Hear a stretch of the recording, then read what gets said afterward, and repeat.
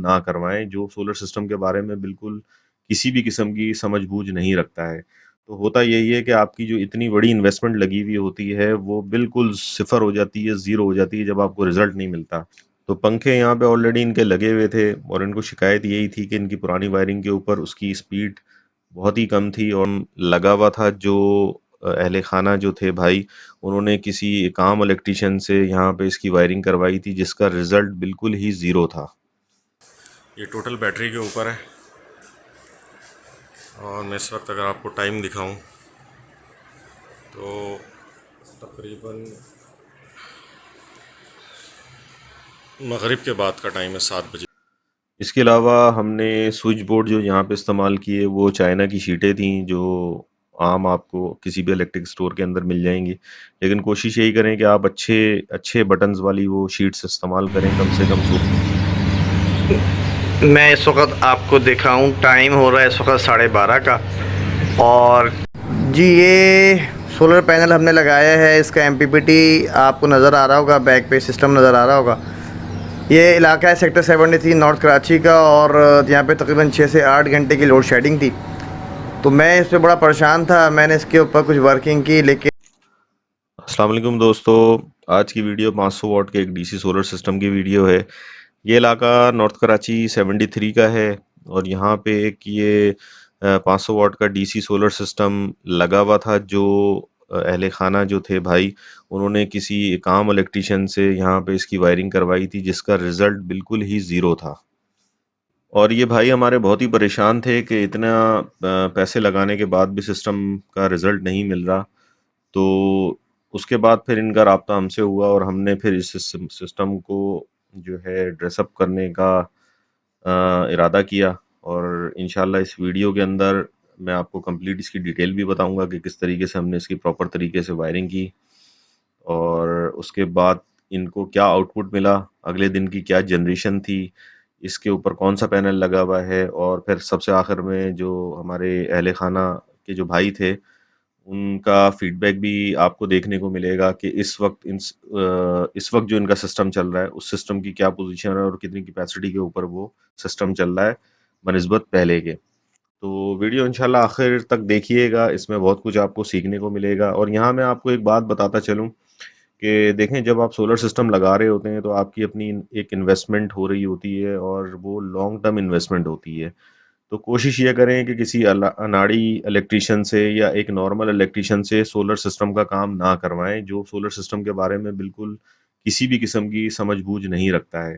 तो होता यही है कि आपकी जो इतनी बड़ी इन्वेस्टमेंट लगी हुई होती है वो बिल्कुल सिफ़र हो जाती है, ज़ीरो हो जाती है जब आपको रिज़ल्ट नहीं मिलता। तो एक मेंटली स्ट्रेस अलग होता है और दूसरा ये है कि फिर इतना पैसा लगाने के बाद भी अगर आउटपुट ना मिले या लोड शेडिंग से सुकून ना मिले तो फिर जो है वो मज़ा नहीं आता इसमें। तो जिससे भी काम करवाएँ बेहतरीन काम करने वाले से करवाएँ, जो सोलर सिस्टम को समझता हो, उससे करवाएँ।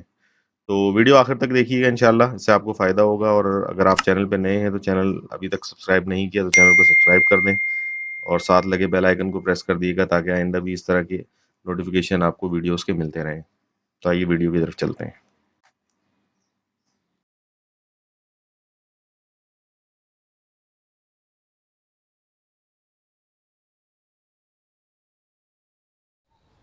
अस्सलाम वालेकुम दोस्तों, आईजे सोलर्स का एक और प्रोजेक्ट लेके आपकी खिदमत में हाज़िर हुआ हूँ। मेरा नाम है फ़रहान और आप देख रहे हैं इन्फोजानो यूट्यूब चैनल। तो दोस्तों ये आज हम 500 वाट का एक solar system DC solar system लगाने जा रहे हैं। एक पैनल है ये 550 वाट का जिनको का ए कैटेगरी का पैनल है विद डॉक्यूमेंटेड। तो आज हम इसको इंस्टॉल करेंगे एक डीसी सेटअप के ऊपर जिसमें हम तकरीबन 3 से 4 पंखे जो हैं वो अटैच करेंगे सिस्टम के ऊपर और तकरीबन 5 से 6 लाइटें यहाँ पे हमने देनी है। तो इंशाल्लाह मैं इसकी कंप्लीट वायरिंग भी दिखाता हूँ कि किस तरीके से हमने वायरिंग की है, जो हमारा तरीक़ेकार है। और बाकी इसका जो आउटपुट रिज़ल्ट है एमपीपीटी का और इस पैनल की जो जनरेशन है वो इंशाल्लाह मैं नेक्स्ट डे आपको इसका रिज़ल्ट आपको दिखाऊंगा इसी वीडियो के अंदर, क्योंकि अभी असर के बाद का टाइम है और हमें काम करते हुए तकरीबन जो है वो रात हो जाएगी यहाँ पे। तो इसलिए हम कल इंशाल्लाह इसका रिज़ल्ट देखेंगे कि ये पैनल की क्या जनरेशन हो रही है। तो वीडियो मुकम्मल देखिएगा, इंशाल्लाह इससे आपको फ़ायदा होगा। और अगर आप चैनल पे नए हैं तो चैनल को लाजमी तौर पर सब्सक्राइब कर दें और साथ लगे बेल आइकन को प्रेस करके ऑल पे सेलेक्ट कर दिएगा।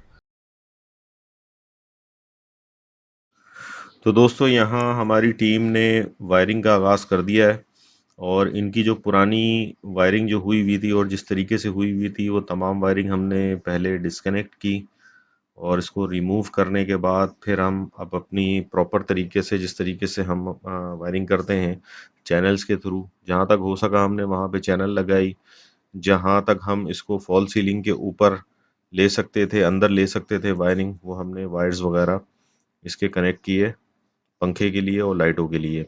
क्योंकि यहाँ पे इनके इस कमरे के अंदर 2 पंखे हमें अटैच करने थे और 2 लाइटें हमें अटैच करनी थी।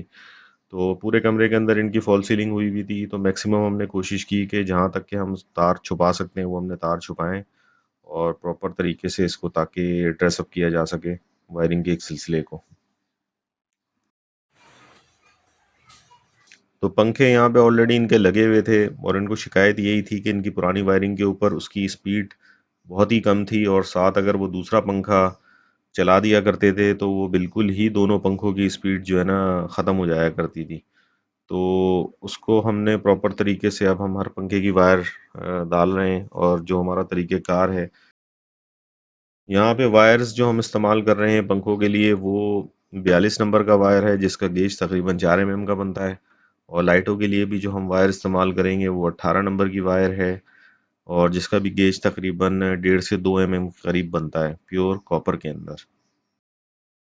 बाकी लाइटों के लिए यहाँ हमने एलईडी बल्ब इस्तेमाल किए हैं आज़ाद कंपनी के, जो 18 वॉट के अंदर आते हैं और जिसकी रोशनी बहुत ही अच्छी होती है। तो इस कमरे के अंदर हम 2 बल्ब लगाएंगे होल्डर के साथ और हर होल्डर के ऊपर हमने एक रजिस्टर लगाना है ताकि ये कि दिन के वक्त जब बैटरी चार्जिंग हो रही हो तो वोल्टेज इंक्रीज होने की सूरत में बल्ब को कोई नुकसान ना हो।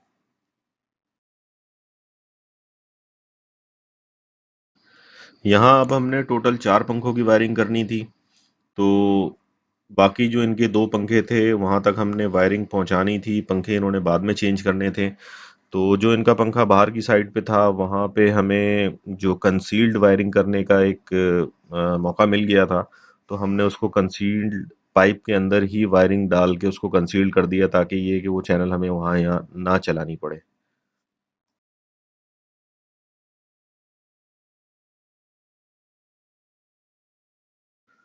इसके अलावा हमने स्विच बोर्ड जो यहाँ पे इस्तेमाल किए वो चाइना की शीटें थी जो आम आपको किसी भी इलेक्ट्रिक स्टोर के अंदर मिल जाएंगी, लेकिन कोशिश यही करें कि आप अच्छे अच्छे बटन्स वाली वो शीट्स इस्तेमाल करें, कम से कम 16 या 20 एम्पियर के जिसमें बटन लगे हुए हों, ताकि ये है कि क्योंकि डीसी करंट होता है और इसके एम्पियर ज़्यादा होते हैं तो वो बटन आपका जल ना सके और देर पा वो शीट आपकी आपके साथ चले।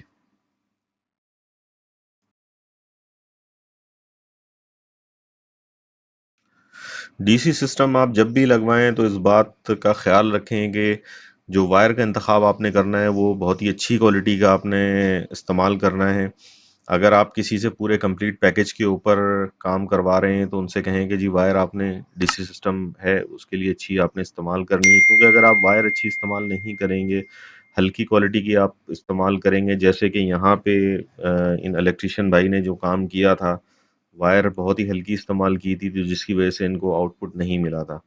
तो वजह यही होती है कि वायर्स अच्छी नहीं होती, उसके अंदर से एम्पियर्स जो हैं वो फ्लो नहीं कर पाते हैं और जिसकी वजह से जो लॉसेस हैं उसके चांसेस बहुत ज़्यादा बढ़ जाते हैं और आपका ये सिस्टम फ्लॉप हो जाता है। तो वायर का इंतखाब अच्छा करें, अच्छी क्वालिटी का वायर इस्तेमाल करें, जिससे भी आप काम कराएँ। तो अंदर का काम तकरीबन हमारा हो चुका था सारा, हमने चैनल्स वगैरह के थ्रू तमाम वायरिंग करके तमाम जो वायर्स थी वो पैनल के पास हम ले गए थे। अब असल जो हमारा मसला था वो इनके पुराने पैनल को रिमूव करके उसको सही तरीके से ड्रेस अप करना था। तो अब आखिरी मरहला जो था हमारा वो ये था और अब हम यहाँ पे एक डीपी बॉक्स लगाएंगे और साथ इसके पीडब्ल्यूएम चार्ज कंट्रोलर एक हमने लगाना है एमपीपीटी के साथ, ताकि इनका लोड जो लो बैटरी के ऊपर है ऑटोमेटिकली डिस्कनेक्ट हो जाए, जिससे बैटरी भी ख़राब होने से बच जाए। यहाँ मैं उन लोगों को भी बताता चलूँ कि जो कमेंट सेक्शन में या व्हाट्सएप के ऊपर मैसेज करके पूछ रहे होते हैं कि जी एमपीपीटी के साथ आपने पीडब्ल्यूएम चार्ज कंट्रोलर क्यों लगाया, या पीडब्ल्यूएम चार्ज कंट्रोलर आपने लगाया तो उसके साथ एमपीपीटी आपने क्यों लगाया। तो भाई उसकी वजह ये होती है कि एमपीपीटी हम लगाते हैं बैटरी चार्जिंग के लिए, ताकि मैक्सिमम आउटपुट हमें रिजल्ट मिल सके सुबह में और शाम में बैटरी चार्जिंग के लिए।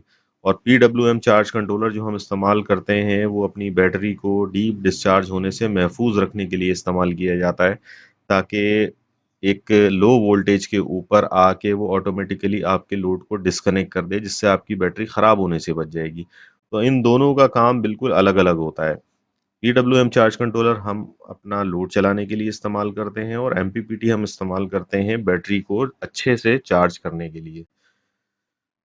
तो उम्मीद है कि ये मेरे उन दोस्तों को जवाब मिल गया होगा कि जो अक्सर कमेंट्स सेक्शन में ये बात पूछ रहे होते हैं। यहाँ पे वायरिंग कनेक्ट करने का अब सिलसिला जारी है और अब तमाम सिस्टम की जो पंखों की और लाइट्स की जो वायरिंग है वो अब हम पैनल तक के लेके आ गए हैं। अब यहाँ इंशाल्लाह हम इसको कनेक्ट करेंगे और आपको इसका रिज़ल्ट भी दिखाएंगे कि किस तरह का इसका रिज़ल्ट आया है, क्योंकि हमें काम करते हुए तकरीबन रात हो गई थी। तो इसका जो आउटपुट है या इसकी जनरेशन जो है वो आपको मैं आगे जाके अगले दिन का रिज़ल्ट आपको दिखाऊंगा वीडियो के अंदर।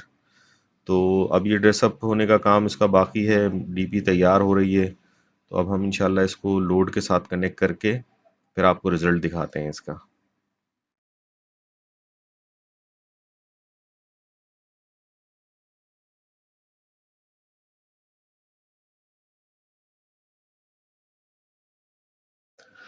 तो दोस्तों ये हमारे सिस्टम का एक फाइनल लुक है। तो आइए अब मैं आपको इसका एक रिव्यू देता हूँ, शॉर्ट रिव्यू।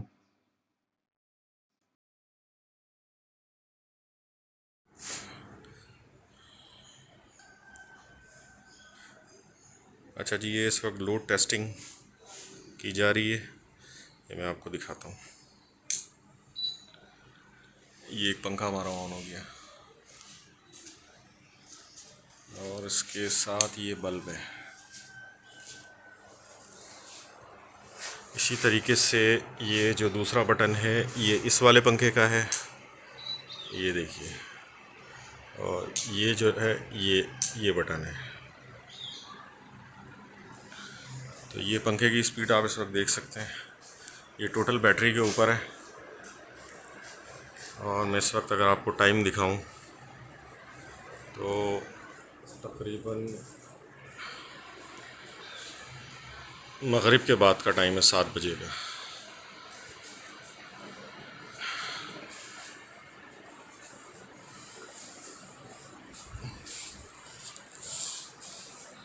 ये हमारा बैटरी पे रिज़ल्ट है इस वक्त। अच्छा जी, वायरिंग हमारी कंप्लीट हो गई अल्हम्दुलिल्लाह। तो अब ये इसका एक सिस्टम का फाइनल लुक है। ये स्विच बोर्ड है और ये चैनल्स के थ्रू ये एक लाइट हमने यहाँ पे दी है और इसके साथ एक ये पंखा अटैच है। इसी तरीके से ये चैनल यहाँ से गई है, एक लाइट यहाँ पे दी है हमने और इसके साथ ये वाला एक पंखा अटैच है। अब मैं आपको इनका दूसरा कमरा दिखाता हूँ। यहाँ से हमने ये वायर इसकी निकाली है इधर से और ये चैनल्स के थ्रू होती हुई ये यहाँ पे एक स्विच बोर्ड लगा रही है, ठीक है जी। और इसी तरह से एक पंखे का जो इनका ये वाले पंखे का कनेक्शन है वो यहाँ से हमने कंसील्ड कर दिया। बाद में ये पंखा चेंज कर लेंगे, अपना वायर हमने डाल दिए। मैं आपको बाहर का व्यू देता हूँ इसका। ये इसके बाहर का व्यू है, फाइनल व्यू सिस्टम का। यहाँ से ये वायरिंग सारी आई है, यहाँ से हमने इसको कंट्रोलर में दी है। और इसी तरीके से ये यहाँ से जो वायर जा रही है ये देख रहे हैं आप लोग, ये ग्राउंड फ्लोर में जा रही है। एक पंखा और एक लाइट का कनेक्शन हमने इनका नीचे दिया है। अब मैं इस वक्त आपको इसका लोड दिखाता हूँ कि इसका लोड इस वक्त कितना चल रहा है।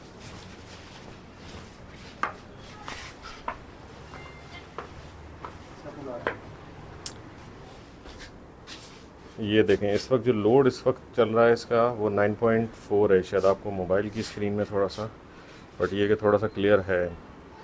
तो 9 एम्पियर का इस वक्त लोड चल रहा है और 12.4 के ऊपर बैटरी है। और टाइम जो हो रहा है इस वक्त मैं आपको दिखाऊं, ये देखिए 11:30 बज रहे हैं इस वक्त रात के। तो ये सिस्टम है। उम्मीद है कि इंशाल्लाह आपको वीडियो अच्छी लगी होगी।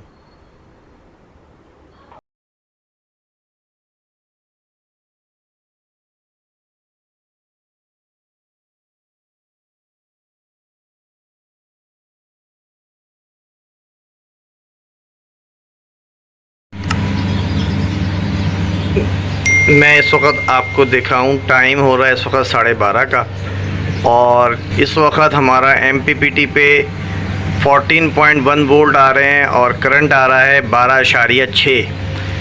टाइम हो रहा है 12:30 बजे का। इस वक्त हमारे पास 4 खुर्शीद के फ़ैन चल रहे हैं AC/DC और 4 लाइट्स चल रही हैं, 4 सेवर चल रहे हैं जो कि बहुत बेहतरीन चल रहे हैं, फुल कैपेसिटी पे चल रहे हैं जी। ये सोलर पैनल हमने लगाया है, इसका MPPT आपको नज़र आ रहा होगा, बैक पे सिस्टम नज़र आ रहा होगा। ये इलाका है सेक्टर 73 नॉर्थ कराची का और यहाँ पे तकरीबन 6 से 8 घंटे की लोड शेडिंग थी। तो मैं इस पर बड़ा परेशान था, मैंने इसके ऊपर कुछ वर्किंग की, लेकिन एक साहब ने यहाँ पे लगाया, लेकिन वो बिल्कुल ही परफॉर्मेंस उसकी ज़ीरो थी। फिर नेट के थ्रू मेरा रब्ता हुआ इन्फो जानो के फरहान साहब से, उन्होंने आके इसकी प्रॉपर वायरिंग की और उससे हमें ये फ़ायदा हुआ है कि हमारे 4 पंखे इस वक्त 12:30 बजे और 3 लाइटें बहुत बेहतरीन चल रहे हैं, फुल कैपेसिटी पे चल रहे हैं। थैंक यू फरहान साहब, बेस्ट ऑफ लक जी।